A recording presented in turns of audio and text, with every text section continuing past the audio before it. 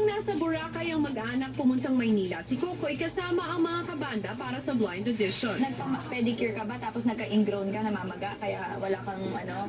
Nasanay po ako simula nung tumutugtog ako is nakapa talaga. Mas connected ka sa nature mo. Pero parang mas connected ka sa nature kung yung pati mukha mo nasa sahig, di ba? Pwede rin po, nakahiga, nakakanta. Feel the earth. Nararamdaman ko is halo kaba, excitement. At the same time, natutuwa sa mga anak ko para sa inyo to. Oh boy! I love you!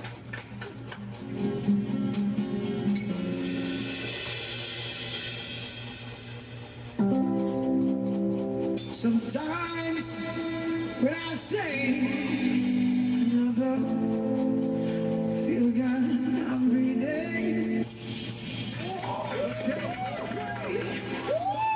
This war, I am here for a reason. Oh my God! Tears I cry, Oh, it's worth it! but I never let you get me down. Oh, yeah! What I do?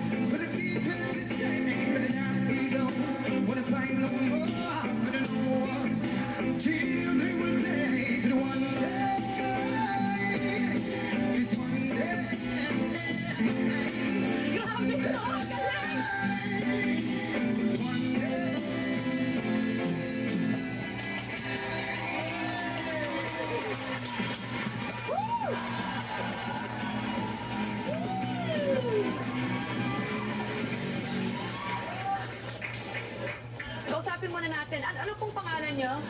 Kokoy po. Nag-ubra ako sa Boracay. Hindi pa ako nakakapunta ng Boracay. Ano nga? Paki-describe. Kumbaga yung Boracay is maliit na isla na puno na tinatawag na sorpresa. Grabe ka. Daling mo nga ako sa Boracay. Bukas na bukas. Dadaling kita sa China. Pero first time daling ko mo po ako sa pumunta dito na sumakay ng aeroplano. Sobrang nervous ko talaga. Ninervous ko kayo? Opo, ayoko na sumakay ulit. Kaya po, Ay, nag-request oo, po ako, sana pagpa-uwi niya, barko na lang. Ayoko na po, hindi ko na kaya, nervous. Hinahanap namin sa season 2, hindi lang magaling, kundi makahalimaw na galing. Halimaw ka, sir! Bravo. Hindi mo. Sir, ako ang unang umikot para po sa inyo. Sabihin niyo po lahat sa akin ang gusto niyo mangyari. Pagtutulungan po natin yan. Paano ka nakapunta sa reggae? Maliit po ako kasi yung nanay ko noon, naglalaba. Yung kinakanta ko is Three Little Birds. Three little birds. Okay. Don't worry about a thing, cause every day. Bagay na bagay talaga yung boses mo sa genre nga na pinili ka. Sana pumunta sa Campo Kawayan, di ba? Can I jam with you for a second? Yes!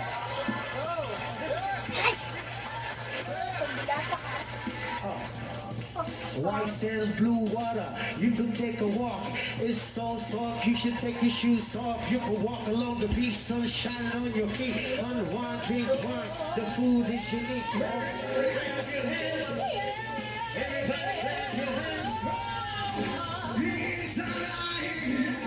Isang